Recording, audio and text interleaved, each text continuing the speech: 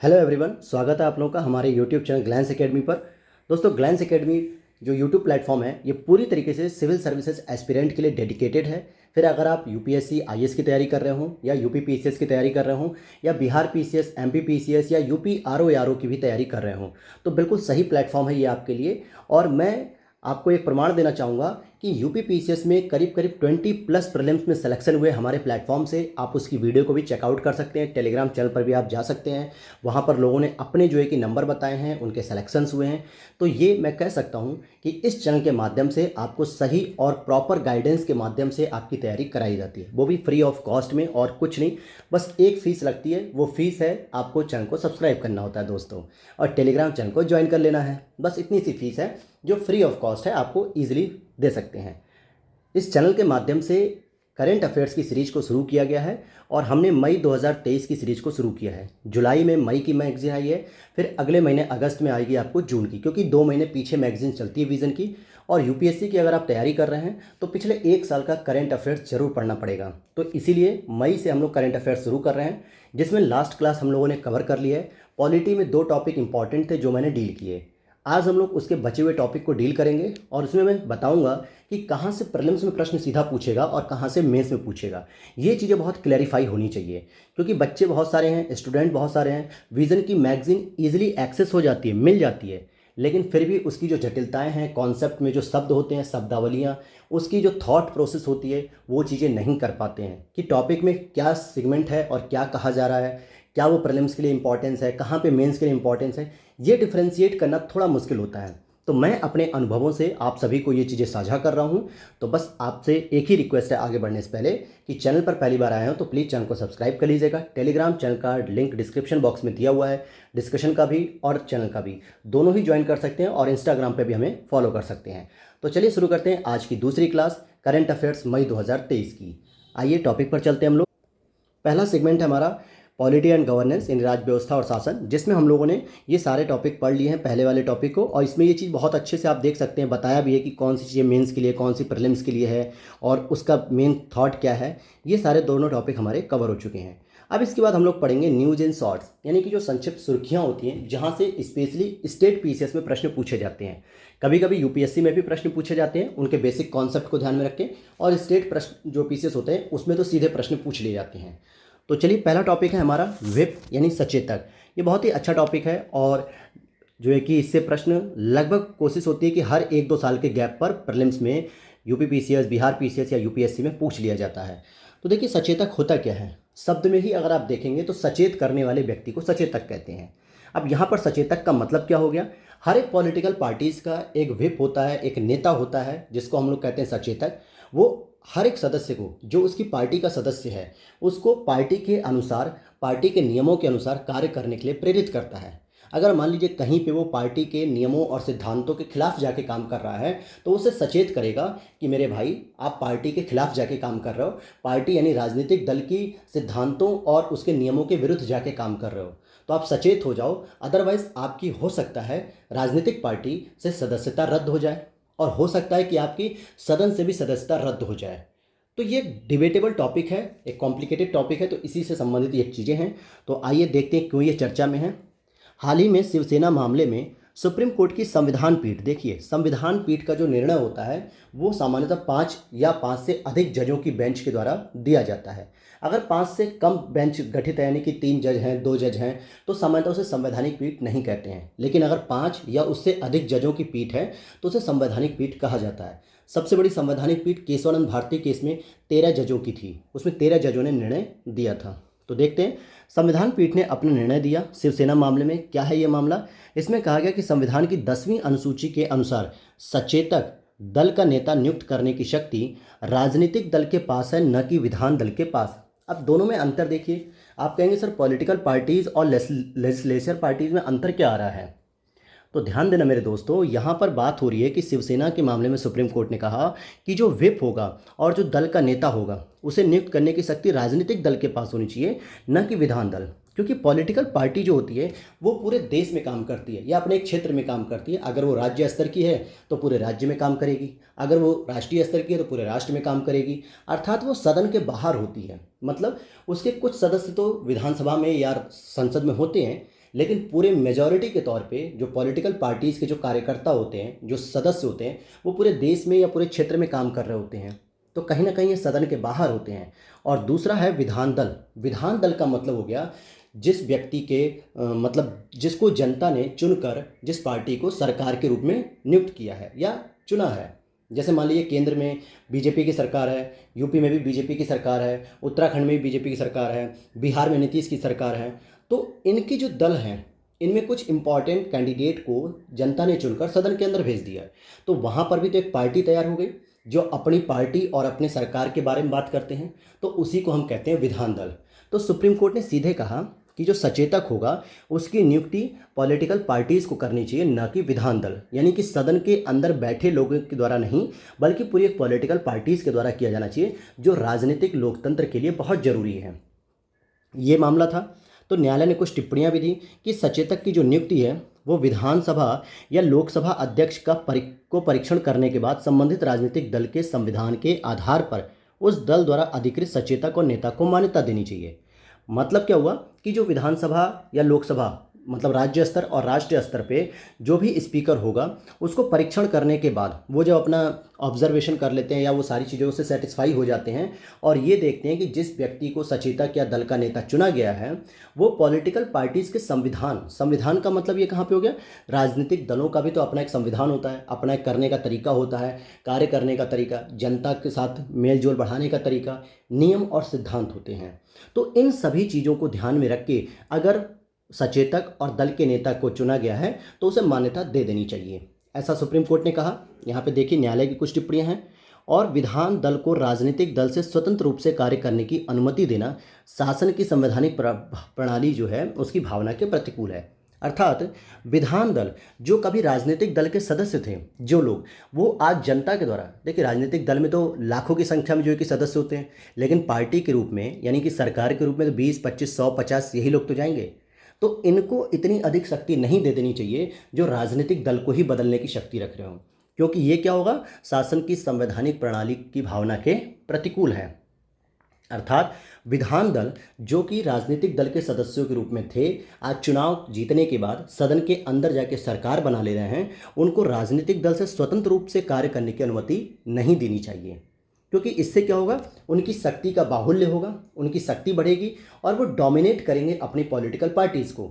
और इसमें क्या होगा, राजनीतिक दलों का जो लोकतंत्र होता है वो समाप्त हो जाएगा और इस वजह से कह सकते हैं कि अस्तित्व ही खत्म हो जाएगा पॉलिटिकल पार्टीज़ का। तो ये बहुत ज़रूरी है। इसलिए आप देखेंगे कि जितनी भी राष्ट्रीय या क्षेत्र स्तर की, राज्य स्तर की जो पॉलिटिकल पार्टीज़ होती हैं उनके राष्ट्रीय अध्यक्ष का बहुत महत्व है। समाजवादी पार्टी में भी जो बिखराव हुआ वो अखिलेश यादव और शिवपाल यादव के बीच में अध्यक्ष के पद को लेकर ही हुआ कि मुलायम सिंह के बाद अब कौन अध्यक्ष बनेगा। आप बीजेपी में देख लीजिए, वर्तमान में जेपी नड्डा हैं, लगातार इनके अध्यक्ष की भूमिका बदलती जाती है। तो कहने का मतलब हो गया हर एक पॉलिटिकल पार्टीज का जो राष्ट्रीय अध्यक्ष होता है, कांग्रेस के राष्ट्रीय अध्यक्ष को देखिए, कभी सोनिया गांधी थी, फिर राहुल गांधी हुए, फिर प्रियंका वाड्रा हो गई, मतलब ये लगातार बदलते हैं। और राष्ट्रीय अध्यक्ष का बहुत महत्व होता है। सारे टिकट्स बांटने के अधिकार उसके पास होते हैं, मैनिफेस्टो तैयार करने का अधिकार उसके पास होता है, सिद्धांत तैयार करने का अधिकार होता है। तो कहने का मतलब हो गया पॉलिटिकल पार्टीज कहीं ना कहीं जनता की मांग और इच्छा को रिप्रेजेंट करती है। ऐसे में विधान दल को इससे अलग नहीं होना चाहिए। अब बात करते हैं अयोग्यता का फैसला अध्यक्ष करेगा। यह भी जो है कि कहा गया था न्यायालय के द्वारा कि सदस्यों की अयोग्यता का फैसला कानून द्वारा स्थापित प्रक्रियाओं के अनुसार ही किया जाना चाहिए। संविधान की 10वीं अनुसूची के अनुसार अध्यक्ष इस पर निर्णय लेने के लिए उपयुक्त प्राधिकारी है। कहने का मतलब क्या हो गया कि जो 10वीं अनुसूची के अनुसार जो अध्यक्ष होते हैं, अर्थात सदन का जो स्पीकर होता है, चाहे वो लोकसभा का हो या फिर राज्यसभा का हो या राज्य विधानसभा का हो, इसके लिए वही उपयुक्त प्राधिकारी होता है कि किसी सदस्य को सचेतक के रूप में मान्यता देनी है या नहीं देनी है, या उस सदस्य की अयोग्यता निर्धारित करनी है या नहीं करनी है। और 10वीं अनुसूची में दल बदल रोधी प्रावधानों का उल्लेख किया गया है। ये प्रीलिम्स के लिए सीधे सीधे पूछता है। यहाँ पर ये चीज़ें हो गई। सुप्रीम कोर्ट ने इस बात पर बल दिया कि अध्यक्ष को अयोग्यता संबंधित लंबित याचिकाओं पर यथोचित समय सीमा में निर्णय लेना चाहिए। यह भी बहुत बार देखने को मिला है कि राजनीतिक पार्टियां अपने स्वार्थ सिद्ध के लिए अध्यक्ष को क्या करती हैं, थोड़ा सा मतलब दाएं बाएं करने का मतलब हो गया कि वो अध्यक्ष को इस तरीके से दिखाती हैं कि भाई हमारी पार्टी में कोई टूट नहीं है, हमारी पार्टी में कोई बिखराव नहीं है, हमारा सदस्य सही है। और ऐसे में क्या होता है, अध्यक्ष को अयोग्यता संबंधी जो विचार है उसको निर्णय देने में काफ़ी समय लगता है। और एक चीज़ और याद रखिएगा कि यहाँ पे जो अयोग्यता संबंधी जो निर्णय देता है स्पीकर, उसको हम क्या कहते हैं कि उसके निर्णय को न्यायिक समीक्षा के अधीन होना चाहिए, क्योंकि वो अर्ध न्यायिक की तरह सेमी क्वाजाई यानी कि सेमी जुडिशरी की तरह काम करता है, इसीलिए उसके निर्णय की न्यायिक समीक्षा होनी चाहिए। और विधायकों को सदन की कार्रवाई में भाग लेने का अधिकार है, भले ही उनकी अयोग्यता संबंधित कोई भी याचिका लंबित है। फोकस करने वाली बात है याचिका लंबित। अगर निर्णय दे दिया गया है तो वो सदस्य क्या होगा, सदन से बाहर हो जाएगा, अयोग्य घोषित हो गया। लेकिन अभी याचिका लंबित है, अभी केवल उसके ऊपर केस चल रहा है, अभी उसकी पूरी जांच हो रही है, अभी स्पीकर महोदय ने उसके ऊपर मुहर नहीं लगाई है कि ये अयोग्य है या नहीं। तब तक, उस समय तक वो सदस्य क्या करेगा, सदन की कार्यवाही में भाग ले सकता है। और यही यूपीएससी प्रीलिम्स उठा के रख देगा स्टेटमेंट कि क्या ऐसे सदस्य को कार्यवाही में भाग लेना चाहिए जिसकी अयोग्यता संबंधी कोई भी याचिका लंबित हो। तो आप कंफ्यूज हो जाएंगे, यार याचिका लग गई है तो इसका मतलब कि वो अयोग्य हो गया, और अयोग्य होने पे वो सदन की कार्यवाही में भाग नहीं लेगा। और यहीं से स्टेटमेंट आपका गलत हो जाएगा। क्यों? क्योंकि स्टेटमेंट में स्पष्ट लिखा है कि जब तक निर्णय नहीं हो जाता, याचिका लंबित होने का मतलब ये नहीं है कि वो दोषी पाया गया, वो अयोग्य हो गया। इसीलिए याचिका लंबित होने पर उसे सदन की कार्यवाही में भाग लेने का अधिकार है। तो ये सारे पॉइंट्स हैं जहाँ से प्रीलिम्स में क्वेश्चन बनते हैं। तो ये छोटे छोटे पॉइंट होते हैं दोस्तों। और आगे हम देखते हैं, जैसे देखिए सारे पॉइंट्स हम नहीं पढ़ रहे हैं, जो इंपॉर्टेंट है हम उसी को पढ़ रहे हैं। अब यहाँ पे देखेंगे सभी राजनीतिक दल अपने सदस्यों को व्हिप जारी कर सकते हैं। अब सभी राजनीतिक दल, इसका मतलब क्या, मैंने ऊपर ही लिखा कि जो व्हिप होता है वो सामान्यतः पॉलिटिकल पार्टीज़ के अनुसार काम करने के लिए प्रेरित करता है सदस्यों को, जिस भी आप राजनीतिक दल से हो। इसीलिए सत्ता पक्ष और विपक्ष दोनों के अलग अलग होते हैं।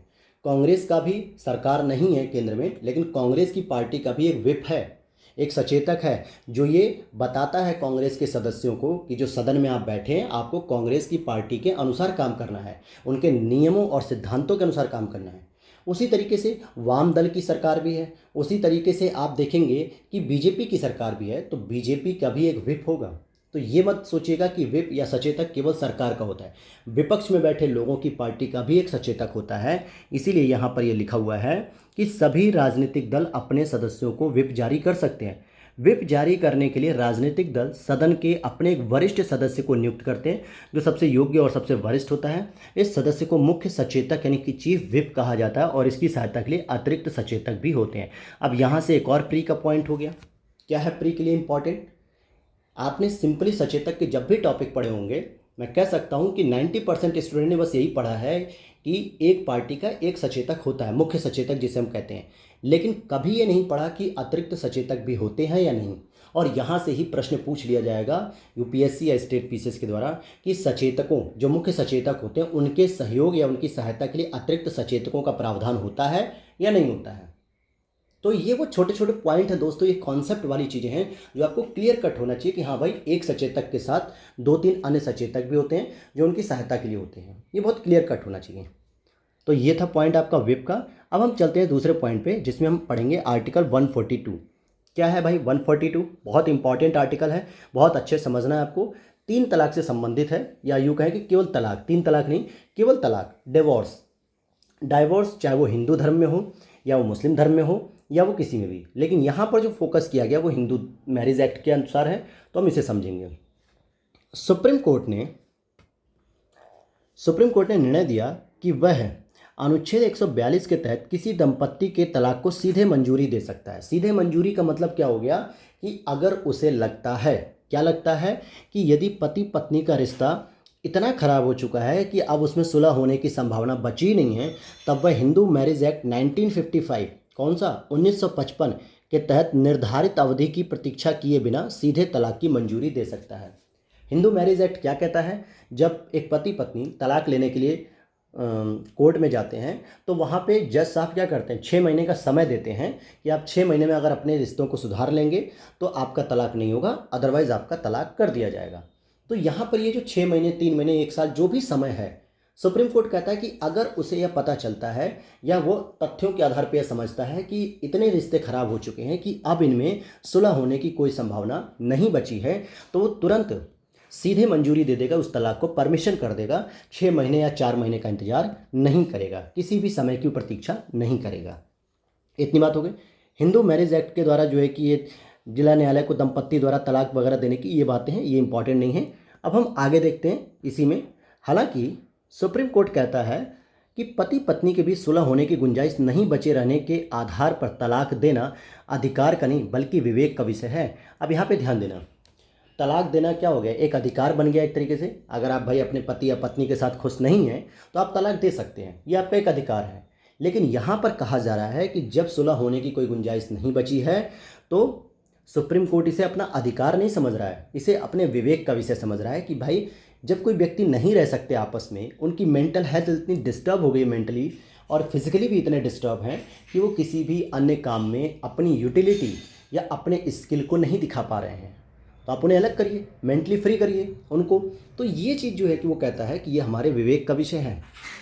अनुच्छेद 142 सुप्रीम कोर्ट को उन मामलों में पक्षकारों के बीच पूर्ण न्याय करने का अधिकार देता है जहां कानून या संविधि कई बार कोई उपचार या समाधान प्रदान नहीं करते हैं। मतलब सुप्रीम कोर्ट को आर्टिकल 142 इतनी पावर देता है कि पूरी तरीके से न्याय कर दे, पूरी तरीके से उन पक्षकारों के बीच में जहां पति पत्नी के मामले बिल्कुल सही नहीं चल रहे हैं और इस पर कोई कानून या विधि भी नहीं बन पाती है। तो ऐसे में सुप्रीम कोर्ट 142 का प्रयोग करके पूर्ण न्याय दे देता है। तो बस इतनी ही चीज़ें आपको यहाँ पे जाननी थी। अब यहाँ से आपका प्रश्न क्या बन सकता है प्रीलिम्स में? प्रीलिम्स में पूछ सकता है कि आर्टिकल 142 किससे संबंधित है? तो सुप्रीम कोर्ट की तलाक को मंजूरी देने की शक्ति से संबंधित है। बस इतना ही एक स्टेटमेंट पूछ लेगा। और मैं आपसे एक प्रश्न पूछता हूं कि आर्टिकल 143 किससे संबंधित है? आपको हिंट दे देता हूं कि सलाहकारी अधिकारिता संबंधित है, अर्थात सलाहकारी से संबंधित है। अब आप ये लोग कमेंट में बताइए कि आर्टिकल 143 किसके लिए है और क्या है। बस इतना ही आपको जानना था। आगे चलते हैं हम नेक्स्ट टॉपिक पे, और नेक्स्ट है हमारा डिस्ट्रिक्ट जुडिशरी।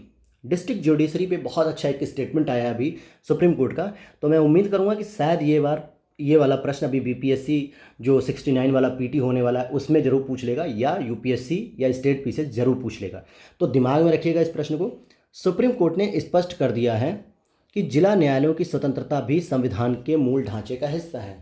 संविधान का जो मूल ढांचा होता है, ये जो कॉन्सेप्ट आया था सबसे पहले 1973 में केशवानंद भारती केस में आया था, जिसकी संवैधानिक पीठ कितनी थी? 13 सदस्यों की थी। कितनी थी दोस्तों? 13 सदस्यों की थी।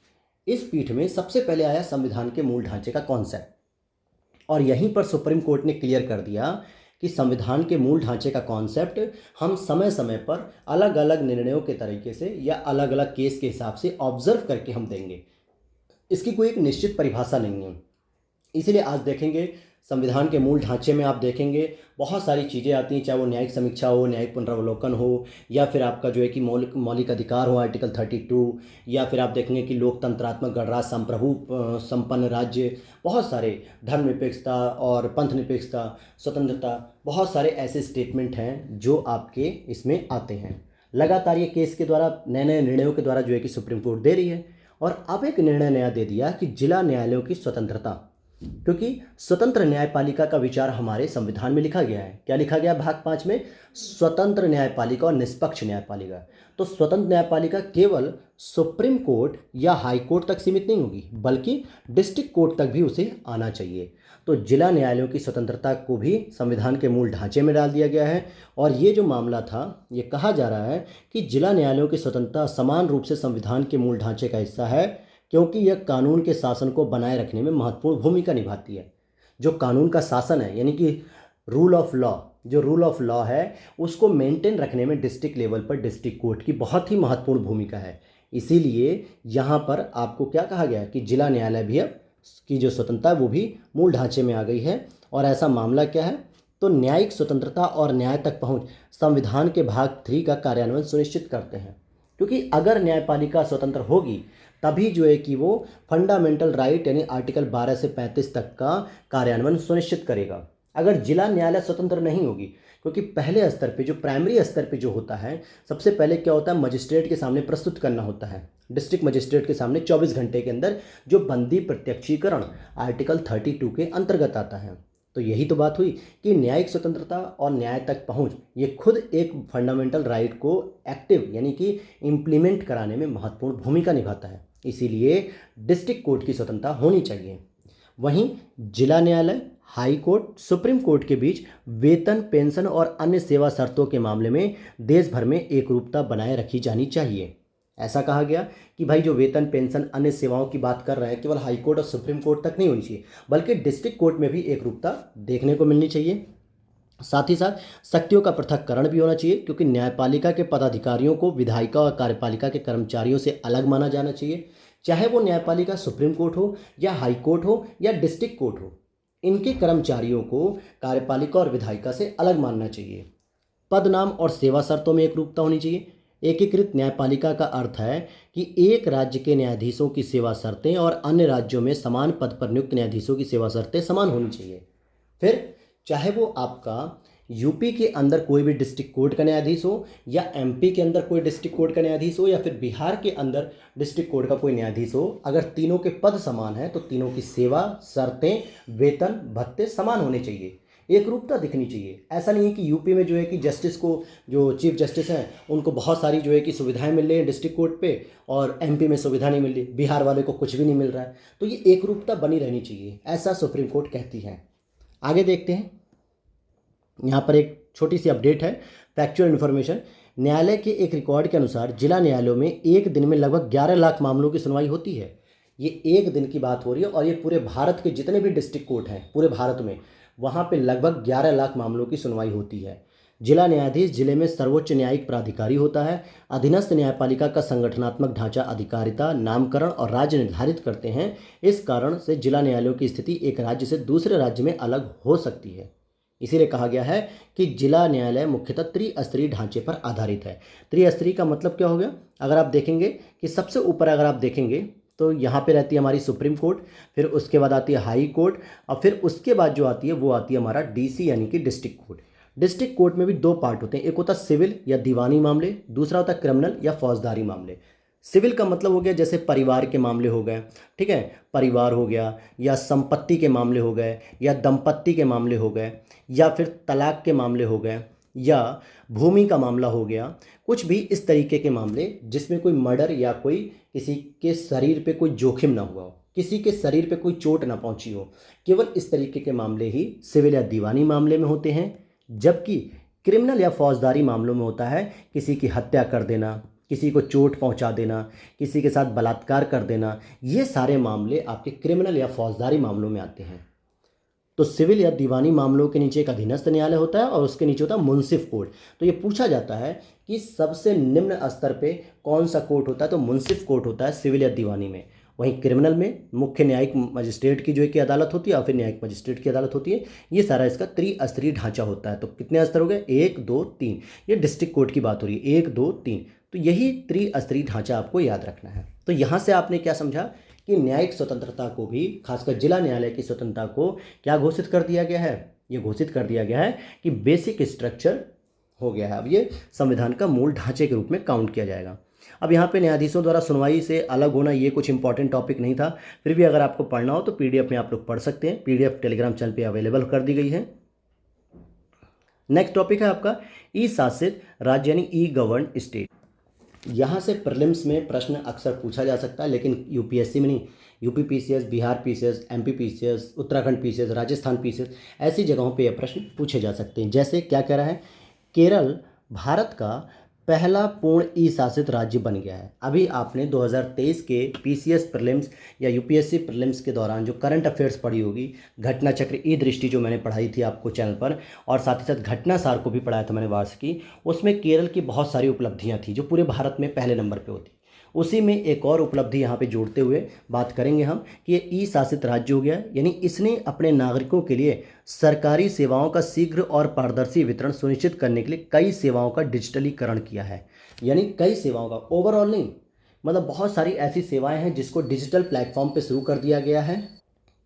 अब इसी तरीके से लिखा जा रहा है कि ई गवर्नेंस यानी ई शासन का जो तात्पर्य होता है वो होता है इलेक्ट्रॉनिक गवर्नेंस, यानी इलेक्ट्रॉनिक साधनों का प्रयोग करके, वेबसाइट्स का प्रयोग करके, पोर्टल का प्रयोग करके, एप्लीकेशन का प्रयोग करके जो भी आप शासन देखते हैं वही ई गवर्नेंस के अंतर्गत आता है। जिसके लिए वाइड एरिया नेटवर्क, जिसको हम लोग वैन कहते हैं, wide area network, internet, mobile computing जैसी सूचना प्रौद्योगिकी, जो सूचना संचार प्रौद्योगिकी है, इसका उपयोग किया जाता है। इसीलिए आज देखेंगे भारत मोबाइल टेक्नोलॉजी का एक बहुत बड़ा हब है। यानी लोगों के पास अब पैसा इतना हो गया है कि लोग Android, Apple, Samsung S series बहुत महंगे महंगे फ़ोन्स भी चला रहे हैं और सस्ते फ़ोन भी चला रहे हैं, वीवो, ओप्पो वगैरह सारे फ़ोन।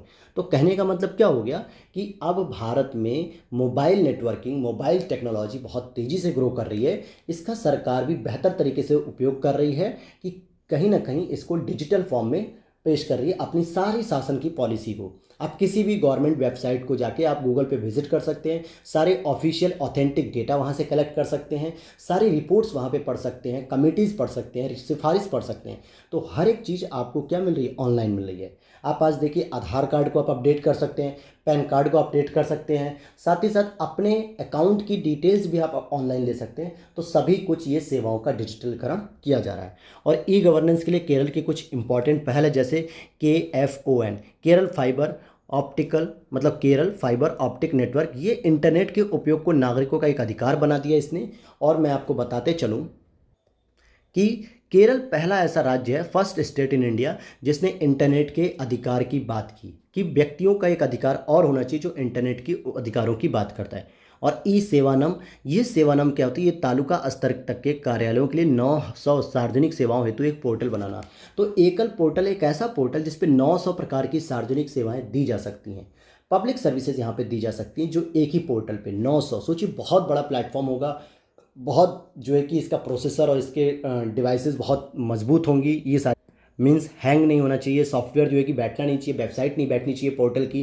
तो ये सारी चीज़ें सोचिए, 900 सेवाओं को देना एक बहुत बड़ी बात हो गई। और ई सेवानम, ये ध्यान रखना, ये पूछा जा सकता है कि ई सेवानम किस राज्य की योजना है। आगे देखते हैं हम लोग। नेक्स्ट टॉपिक है हमारा विश्व प्रेस स्वतंत्रता सूचकांक। यहाँ से भी सीधा आंकड़ा पूछा जा सकता है, या फिर आप प्रेस के संबंध में जो प्रश्न आता है, प्रेस की स्वतंत्रता से समय, मीडिया की स्वतंत्रता से समय, आप वहाँ पर इसके आंकड़े को भी मेंशन कर सकते हैं। जैसे पूछा जा रहा है, इसमें बताया जा रहा है, सूचकांक में शामिल 180 देशों में से भारत 161वें स्थान पर है। शीर्ष 3 स्थानों में नॉर्वे, आयरलैंड, डेनमार्क है। इस सूचकांक को कौन जारी करता है? रिपोर्ट को, यानी सूचकांक इंडेक्स को पेरिस में स्थित एक रिपोर्टर्स विदाउट बॉर्डर्स यानी RWB नामक एक संस्था इसे जारी करती है। और साथ ही साथ इस सूचकांक को विश्व प्रेस स्वतंत्रता दिवस यानी 3 मई पर जारी किया था। तो इसीलिए इसको मई के करंट अफेयर्स में कवर किया गया है। इसमें 5 प्रासंगिक संकेतकों का इस्तेमाल किया था, जैसे राजनीतिक संबंध कैसा है, संदर्भ कैसा है, कानूनी ढांचा कैसा है, आर्थिक संदर्भ कैसा है, और सामाजिक, सांस्कृतिक और साथ ही साथ सुरक्षा। यानी मीडिया की अगर हम बात करें, वर्ल्ड प्रेस फ्रीडम, यानी कि मीडिया की स्वतंत्रता या प्रेस की स्वतंत्रता, जिसको हम लोगों ने किस में पढ़ा है? प्रेस की स्वतंत्रता आर्टिकल 19(1)(a) में भी मेंशन किया गया है। यानी ये हमारा फंडामेंटल राइट्स भी है, प्रेस की स्वतंत्रता। तो इसके माध्यम से यह बताया जा रहा है कि भारत 161वें स्थान पे इस बार है। अब आप इसको क्या करेंगे? रैंकिंग डेटा को आप मेंस में यूज कर सकते हैं कि इंडिया 161वें नंबर पे। अगर आपसे मान लीजिए प्रेस की स्वतंत्रता पे कोई प्रश्न आ जाए, मीडिया पे कोई प्रश्न आ जाए, उसकी भूमिका पूछ ले या उसकी चुनौतियां पूछ ले, तो इसमें आप क्या कर सकते हैं? इंटरनेट मीडिया भी अगर आती है तो आप इसको एक आंकड़े को डाल देंगे, तो आपका इस बार का जो मेंस दे रहे हैं आप लोग 2023 का यूपीएससी चाहे स्टेट पीसीएस का, तो उसके लिए बेहद ही अच्छा रहेगा। अगर कोई प्रश्न आता है तो इस आंकड़े को याद रख लीजिएगा। आगे देखते हैं, एक इंपॉर्टेंट टॉपिक आ रहा है हमारा इंटरनेट शटडाउन।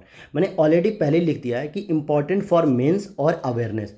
एक तो होता है मेंस में अगर इंटरनेट से संबंधित या इंटरनेट शटडाउन से संबंधित कोई प्रश्न पूछा जाता है तो वो भी आपको पता रहना चाहिए लिखने के लिए। और दूसरा, अपनी जागरूकता, अपनी नॉलेज, अपनी अवेयरनेस के लिए भी पता होना चाहिए कि शटडाउन क्या होता है। शटडाउन का मतलब होता है किसी चीज़ को बंद कर देना। जैसे हम लोग कहते हैं ना कि दुकान का शटडाउन कर दो, शटर गिरा दो, शोरूम का शटडाउन करो, तो इसका मतलब क्या? उसको बंद करने की बात की जा रही है। इसी तरीके से इंटरनेट को बंद करने के लिए इंटरनेट शटडाउन कहा जाता है। समझते हैं इसको। कौन सा केस है ये?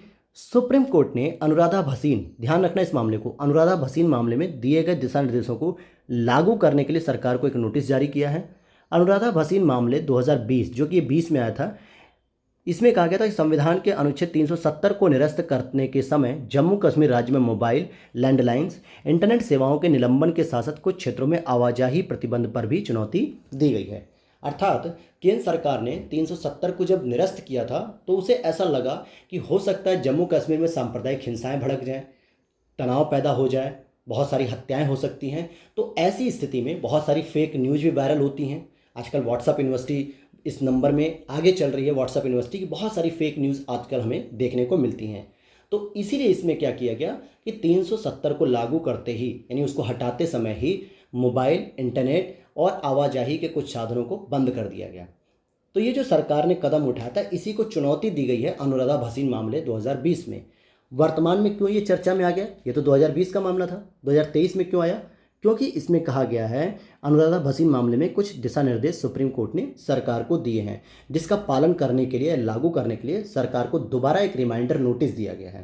पहला, दूर संचार सेवा अस्थायी निलंबन लोक आपात लोक सुरक्षा नियम 2017 के तहत इंटरनेट सेवाओं को अनिश्चित काल के लिए निलंबित करने के आदेश अनुचित हैं। मतलब अनिश्चित काल के लिए अगर आप जो है कि बंद कर देते हो तो ये अनुचित है। आप एक निश्चित नियम तक रखिए, निश्चित समय तक, 1 महीना, 2 महीना, 10 दिन, 20 दिन, इतने समय तक ये इंटरनेट बंद रहेगा, उसके बाद जो है कि खोल दिया जाएगा। तो व्यक्ति मेंटली प्रिपेयर हो जाता है कि चलो यार 20 दिन की बात है, 10 दिन की बात है, हम लोग इसको एडजस्ट कर लेते हैं। लेकिन आप अनिश्चित काल के लिए घोषित कर देते हैं तो व्यक्ति यही नहीं समझ पाता है कि 1 घंटे बाद खुलेगा या 1 साल बाद खुलेगा इंटरनेट। तो ये एक प्रॉब्लम है। और जबकि केरल जैसा राज्य, इतना प्रोग्रेसिव स्टेट जो है कि जो इंटरनेट को लोगों का अधिकार बता रहा है, तो सोचिए केरल से सीखना चाहिए। आगे यहाँ पर लिख रहा है, क्या लिखता है ये? निलंबन का उपयोग केवल अस्थायी अवधि के लिए ही किया जा सकता है, मतलब 1 आध महीने के लिए, 10 दिन के लिए, बस, इससे ज़्यादा नहीं। और इंटरनेट को निलंबित करने वाले किसी भी आदेश को आनुपातिकता के सिद्धांत का पालन करना चाहिए। साथ ही इस निलंबन को आवश्यक अवधि से आगे नहीं बढ़ाना चाहिए, उससे आगे नहीं बढ़ाना चाहिए। साथ ही साथ निलंबन नियमों के तहत इंटरनेट को निलंबित करने का कोई भी आदेश न्यायिक समीक्षा के अधीन है।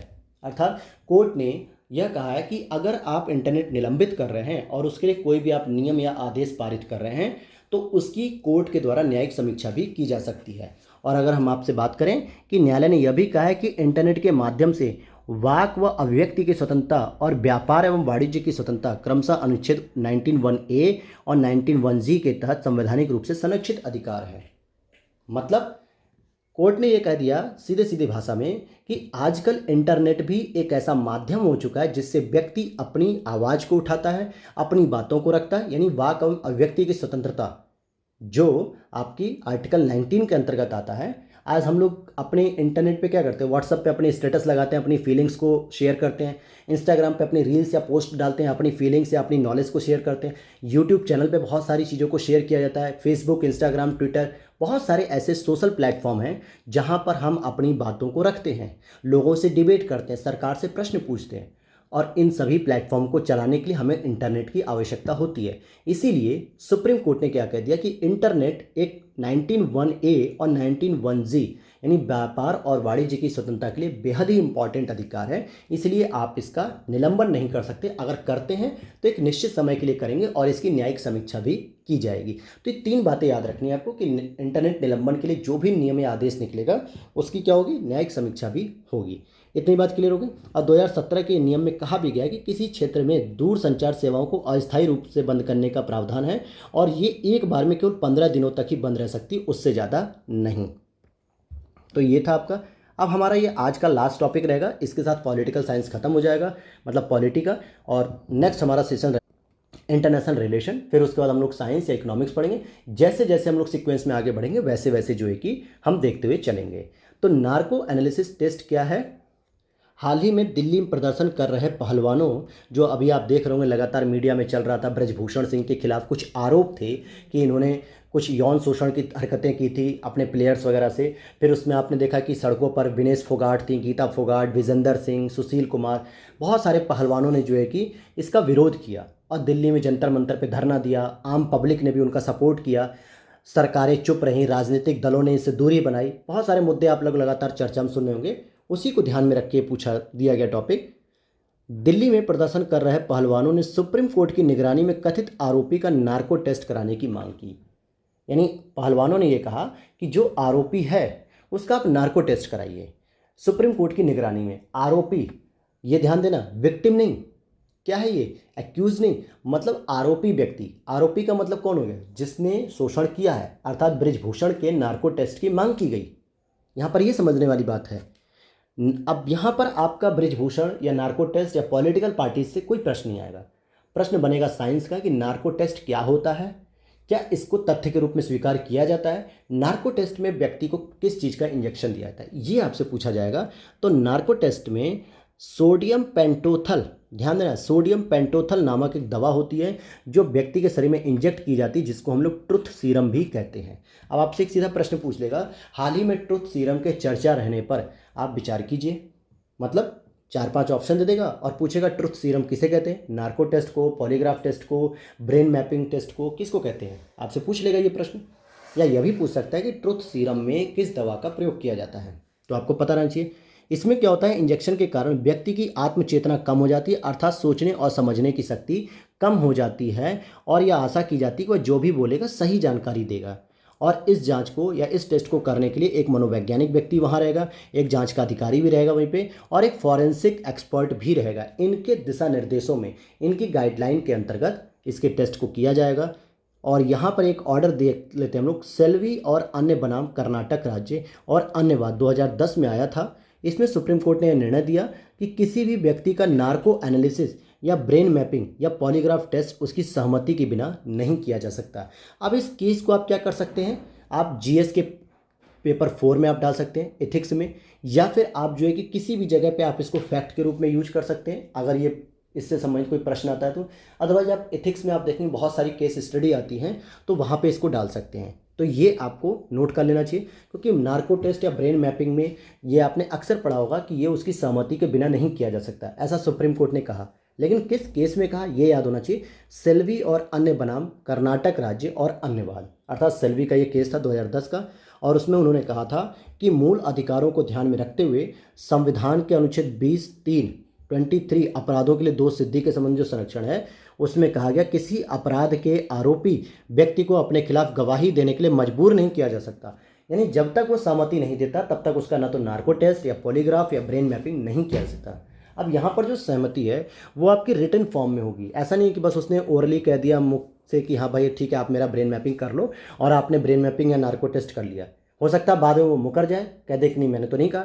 इसीलिए बाकायदा जब वो होश में रहता है, बाकायदा सारी बातें समझता है, करता है, तो एक रिटन एग्रीमेंट होता है गवर्नमेंट का या जांच अधिकारियों का कि आप अपनी सहमति से ब्रेन मैपिंग या अपना जो है कि क्या करवा रहे हैं, नार्को टेस्ट वगैरह करवा रहे हैं। तो ये उसके एक रिटन फॉर्म में होता है। और ये आर्टिकल 21 प्राण एवं दैहिक स्वतंत्रता के क्रूर, अमानवीय और अपमानजनक व्यवहार के खिलाफ भी एक अधिकार है। अर्थात कि ये कोई ज़रूरी नहीं है कि आप ज़बरदस्ती उससे कर लें, इसका मतलब हो गया कि उसकी सहमति जरूरी है। और एक स्टेटमेंट यहाँ से बन सकती है, प्रीलिम्स 2024 में नार्को एनालिसिस रिपोर्ट को न्यायालय में प्राथमिक साक्ष्य के रूप में स्वीकार नहीं किया जाता है। प्राथमिक का मतलब होता है कि जब किसी केस में कोई साक्ष्य नहीं है, सबसे पहले हम इसी को फोकस करें, तो ऐसा नहीं है। सुप्रीम कोर्ट ने स्पष्ट कहा है कि नार्को एनालिसिस टेस्ट को सेकेंडरी या सबसे लास्ट में कंसीडर किया जाएगा या फिर इसको इग्नोर कर दिया जाएगा। ऐसा कुछ भी नहीं है। इसकी रिपोर्ट को हम प्राथमिक साक्ष्य के रूप में नहीं मानेंगे, इसको हम प्रूफ के तौर पे नहीं मानेंगे। और यहाँ से एक और प्रश्न बन सकता है, स्टेटमेंट वाइज अगर आपसे पूछ ले कि भारतीय साक्ष्य अधिनियम 1872 मैचिंग के लिए भी आ जाते हैं सब, तो इसलिए आपको ये सब पता होना चाहिए।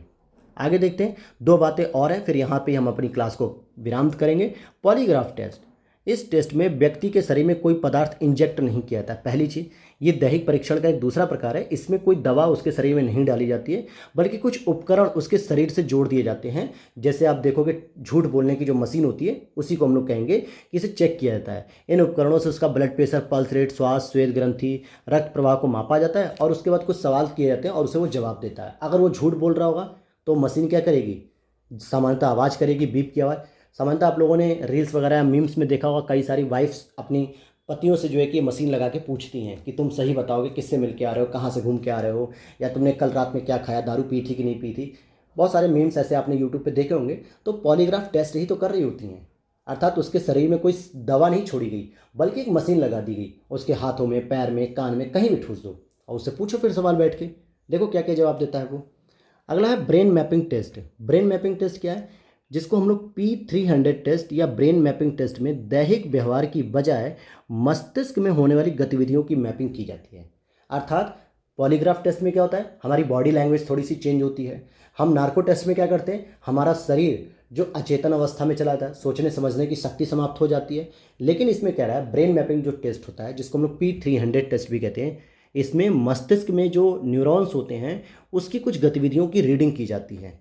और इस तरीके से हम देख सकते हैं कि ये पॉलीग्राफ टेस्ट की तरह ही होता है। ब्रेन मैपिंग में न्यूरो इमेजिंग क्षेत्र के पहलुओं को कवर कर सकती है। न्यूरो इमेजिंग मतलब जो न्यूरो होती हैं यानी कि नसें जो होती हैं और आपका जो नर्व सिस्टम होता है, जो न्यूरॉन्स होते हैं, जो संकेतक होती हैं, तंत्रिका तंत्र, वो आपको एक कोई डेटा कलेक्ट करके देती है कि इसके माइंड में क्या क्या एक्टिविटी हो रही है या क्या क्या चीज़ें सोच रहा है। वो सारी चीज़ें आपके सामने होती हैं। लेकिन ध्यान देने वाली बात है कि चाहे पॉलीग्राफ टेस्ट हो या ब्रेन मैपिंग टेस्ट हो या नार्को एनालिसिस टेस्ट हो, इन तीनों ही रिपोर्ट को सुप्रीम कोर्ट के द्वारा कंसीडर नहीं किया जाता है। प्राथमिक साक्ष्य के रूप में इसको वैधता नहीं दी गई है। तो ये तो था दोस्तों आज का टॉपिक, आज की हमारी करंट अफेयर, जिसमें हमने पॉलिटी एंड गवर्नेंस के सेगमेंट को कंप्लीट किया। और कल हम पढ़ेंगे अपने नेक्स्ट सेगमेंट को, इंटरनेशनल रिलेशन को, जिसमें हम लोग पढ़ेंगे सबसे पहले अपने परमाणु पोखरण परीक्षण के लिए जो 25 वर्ष हो चुके हैं इसके कंप्लीट 1998 में किया गया था। इसके बारे में हम डिटेल से समझेंगे कल की क्लास में। तो उम्मीद करता हूँ वीडियो अच्छी लगी होगी तो लाइक कर देंगे आप लोग, और आप लोगों का अगर मन हो तो सब्सक्राइब कर लीजिएगा, हमें मोटिवेशन मिलेगी। और नहीं भी सब्सक्राइब करेंगे तो भी हमें मोटिवेशन मिलेगी, क्योंकि हम इसी तरीके से आप लोगों के लिए लगातार अच्छे अच्छे कंटेंट लेकर आएंगे। और उम्मीद करते हैं कि आप लोग हमारा सपोर्ट करेंगे। मिलते हैं नेक्स्ट वीडियो में। Thanks for watching.